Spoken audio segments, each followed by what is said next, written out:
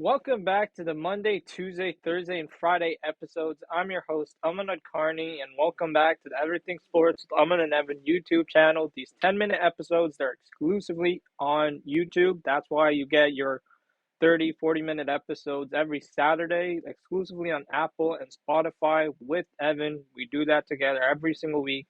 Then you get the shorts daily, so make sure to follow us on all the social media platforms. We're literally on shorts on TikTok, YouTube, and then you get our kind of 2 cents on various sports topics if you follow us on our social media. So you never get a lack of sports content from our channel. We're literally posting daily these 10-minute episodes. We can cover sports topics that we don't cover in the 30, 40-minute episodes. If you want to hear our take on how Wembanyama started the season and our midseason NFL picks, make sure to head over to Spotify and Apple Podcasts to listen to that topic if that interests you, because there'll probably be a topic again in some future episode, but you might not get in these 10-minute episodes where Evan and I are together. But without further ado, we're going to talk about the NBA right now, and the Minnesota Timberwolves are a huge surprise this season so far, and I feel like we all thought Anthony Edwards would take that huge jump. Anthony Edwards, I feel like if All-Star started today, he'd definitely be in it. He's next up. Like, he's on the verge of being a superstar. Like, there's no questions asked. And I feel like if voting wasn't biased, Karl Anthony Towns should be a perennial All-Star. Like, he's always getting double doubles, 20 and 10, 30 and 10, like insane stats. I'm pretty sure years ago he got like 60 points or something, and that's just crazy.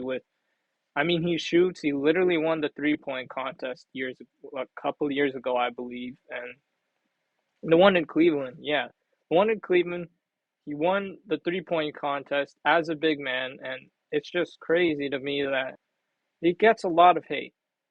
And Rudy Gobert, Defensive Player of the Year candidate, personally, like, I like when big men win, but you have to be able to guard the perimeter as well, because even though you're an elite rim protector, that's not all about defense. Like, can you get steals? Can you contest shots properly on the perimeter and inside?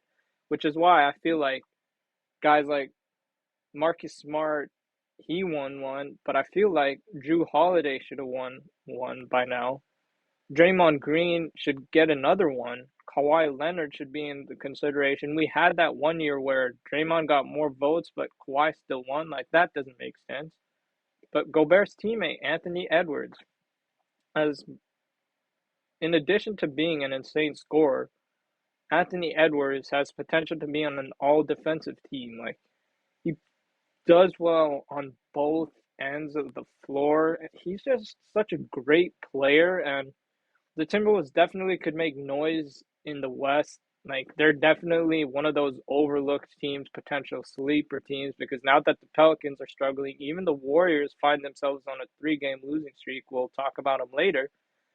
But as for the Timberwolves, Nas Reed off the bench is insane, because that is a player who can easily start on a lot of other teams. But because, of course, you're not going to start over Karl Anthony Towns, Rudy Gobert, and players like that, he rebounds well. He shoots the ball well. Like, he defends well. He's literally another Karl Anthony Towns off the bench. And that's a perfect player to have in that system. And when you have that, I mean, chemistry is going to be through the roof. You already see that. Mike Conley was a perfect pickup for them. And you combine all that, you get a really good team. Timberwolves are an insane streak. Like I said, going to talk about the Warriors, who they just beat and then are playing again for the in-season tournament tomorrow, I believe, on Tuesday.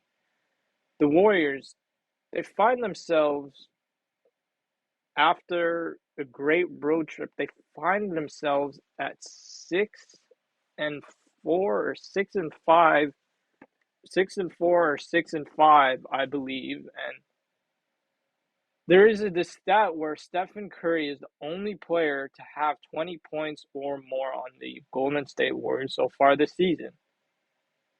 And I mean, as a Warriors fan, that's just an unfortunate stat to see because we started off so well. We won games on the road, which we didn't all season long last year. Statistically, we had the best starting lineup last year. This year, the starting lineup is the reason why we're losing games because opposite from what we had last year. Statistically, we have the best bench. So I feel like everyone thought that when you have a great bench and a starting lineup like that, sky's the limit for them. And obviously, it's the first 10, 11 games through the season, 82 game long season. I believe they're a 50 to 55 win team by how they're playing so far, even though they're sort of in a slump. I mean, Steph needs help. And yes, you guys can bring up the super teams he played with, Kevin Durant. He's proven he can win rings without Kevin Durant. Like injuries happen in sports. And that's why they may have won in 2015 with Kyrie and Kevin Love out. But it's sort of like a double-edged sword because in 2019, Klay Thompson and Kevin Durant both went down. Everyone knows that if Kevin Durant was healthy, the Warriors would have beat the Raptors. And that might be my opinion, that's fine. But even with Klay Thompson in game six, if he didn't get injured, the Warriors would have went on to play a game seven. I'm not saying they would have won for sure, but there definitely would have been a game seven in Toronto if Klay Thompson didn't get hurt. He tried to play through it, like credit to him, that's who he is, but he's been shooting kind of efficiently to start the season, but he's kind of been taking a dip so far in his contract year. Draymond Green still trying to get his footing, was injured to start the year, had to miss games due to a personal matter so far this year. And Chris Paul has an insane assist to turnover ratio, has actually turned the ball over uncharacteristically the past couple games for a few times I've noticed. But I mean, the Warriors need scoring, and they're adamant on playing small, which is fine. They didn't even get out rebounded much against the Timberwolves, against the Cavaliers. Turnovers aren't really a factor, and so you need scoring from someone other than Stephen Curry because he's been averaging like 30-point games. Like, Steph's never not always the issue, but so far he's not the issue. And I see a lot of people comparing it to the 2020 to 2021 season where it was Steph averaging, I'm pretty sure he was third in MVP voting, if I'm not mistaken. But you got him averaging those stats, and I feel like with the bench like this, there's no way you struggle like this. And losing streaks happen to every team. Like in 2022, you had the Boston Celtics get off to a really rough start for the first 30, 40 games or something like that. I believe they were only a 500 team. Then they won 50 games. Then they made it to the championship, ultimately losing to the Warriors. And that Warriors team had a great bench, great starting lineup. And now this time you have a better bench, pretty much the same starting lineup. There's no reason to struggle like this because you're 1-3 at home and like 5-2 on the road, something like that.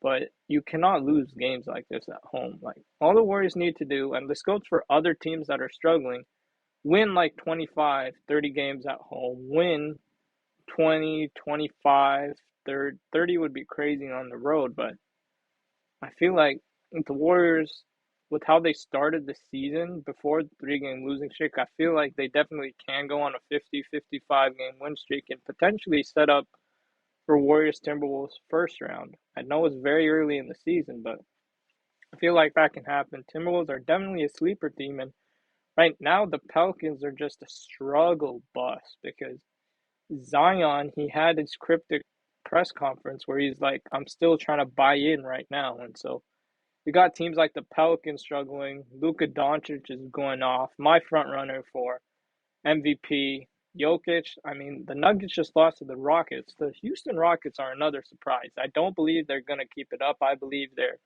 a bubble team, but 6 game winning streak and they just beat the Denver Nuggets. Like, Even though Jamal Murray is out, I feel like we all thought the Nuggets were for sure going to win that game. That didn't happen. So a lot of surprises to start the season. If I didn't cover your team, I apologize. They're probably going to get covered sometime in the next week.